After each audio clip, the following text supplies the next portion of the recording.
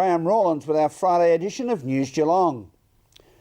Blue-green algae is an ongoing water condition problem that continues to plague the Geelong area. My old stomping grounds as a kid were in the then upmarket shopping and community centre of Pt1 Square in North Lane.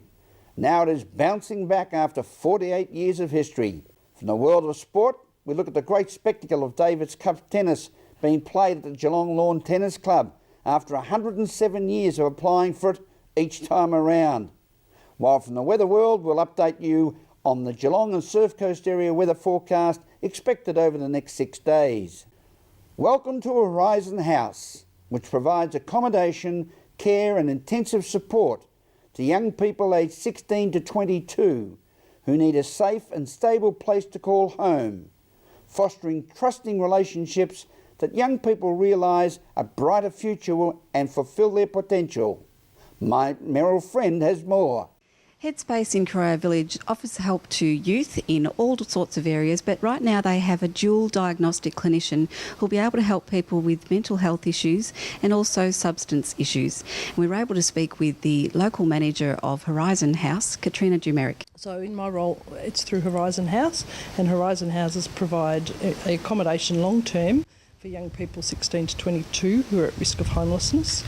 The other partnerships that we have are with Bowen Youth, and there's just recently been a position come up as a dual diagnosis clinician that's associated with Headspace. So that person sits out at Headspace in Corio and they see young people who walk in who are assessed and then treated for substance misuse issues and mental health, both together, which makes life very difficult. And prior to that position, there hadn't been a service that dealt with young people with both of those specific problems in the same human being. And so there can be, it can come about in either way, that someone may have some mental issues and that can create an abuse situation, or the other way around. Definitely. There's always that argument about which came first, but however it occurred, it is quite difficult to manage someone who is using substances and who has mental health issues. So they're both addressed at the same time and has much better outcomes for the young people. And the earlier that happens, obviously the better the outcome is. So if we can treat them quickly and well, we have our best possible outcomes. So between Headspace and the Bowen Youth, you're able to cover those areas. If people themselves are concerned, or there's parents out there with children they're worried about, how can they find out more? They can either contact Headspace, so there's a website that Headspace have. They can go through their local GP, who would refer them probably then on to Headspace, or they can contact St John of God if they just want to get that number. From Horizon House, Merrill Friend, News Geelong. Thank you, Merrill. Continued results from water sampling shows that the blue-green algae situation remains unchanged around Lake Conowari and the lower sections of the Bowen River, where discoloured greenish water, scum in the water and green algae on the beach are evident. Merrill Friend reports. Along the Bowen River, down to Lake Conowari and right down to Bowen Heads, there's quite a big outbreak of some pretty disastrous blue-green algae which has taken place here. That means people shouldn't be using the rivers and the waterways at the moment, letting their dogs or pets or anybody else get into the water. We were able to speak with Pete Swanson, River Operations Manager.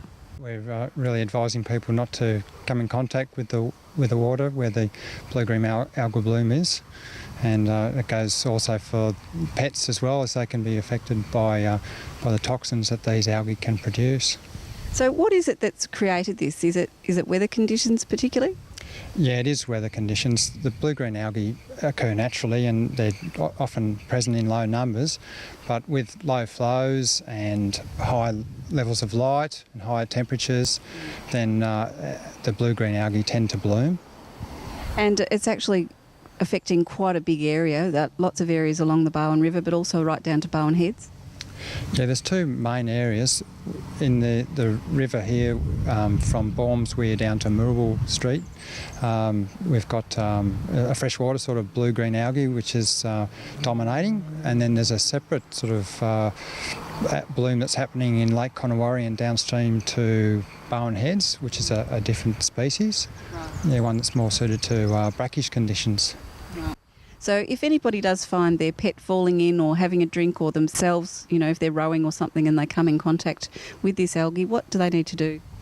if they come into contact with the water, get the pet out immediately, or the child, or get them out immediately and shower them and wash them off.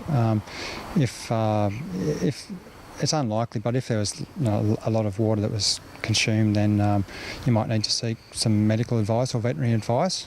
From Newtown under the Queen's Park Bridge, Meryl Friend, News Geelong. The Urban Seed organisation continued to engage its faith, community and culture in new social enterprises. And Urban Bean in Labuan Square, Norlane, is acting as a catalyst for community renewal by resisting the trends toward greater inequality and social exclusion. Meryl Friend has more. After hard work from the pastor of the Norlane Baptist Church, Brent Lyons-Lee, he was the founder of Urban Bean. Started off with volunteers and now it's actually able to employ people. That's right, it's the Urban Bean Cafe, the best coffee in Norlane here. We're at Labuan Square, like you said, and the Urban Bean Cafe is a project that started with the Urban Seed, which is a partner of the Baptist Church. So the people who run this at the start, it's been open for about 2 years, were volunteers. It's grown that much that they're actually able to employ staff now, so it's fantastic. And so with this situation here, it started off a whole lot of other shops starting. That's where the fruit shop is in the back of here. That's right.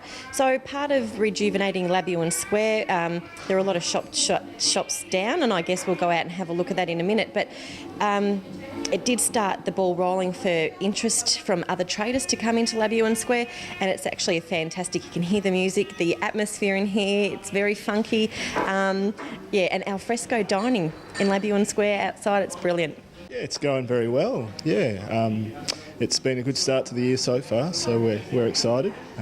It's good to have the fruit and veg shop next door. Yeah, I was going to say that's been there for the last 3 weeks. How's that helped trade? It's certainly helped a fair bit. It's brought a whole lot of new customers in, which has been really good. A lot of people really interested to see what's going on here. So it's exciting. Fantastic. So we're hoping for some more clients to come and fill the shops in Labuan Square and get everybody out and about again.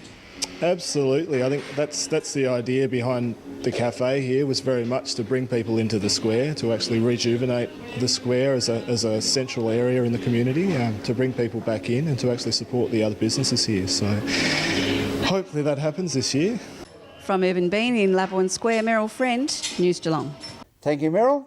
As we go to a break on this Friday edition of News Geelong, you can Twitter us on our Twitter account @NewsGeelong31 with your thoughts and comments, as we'll return with more news after this.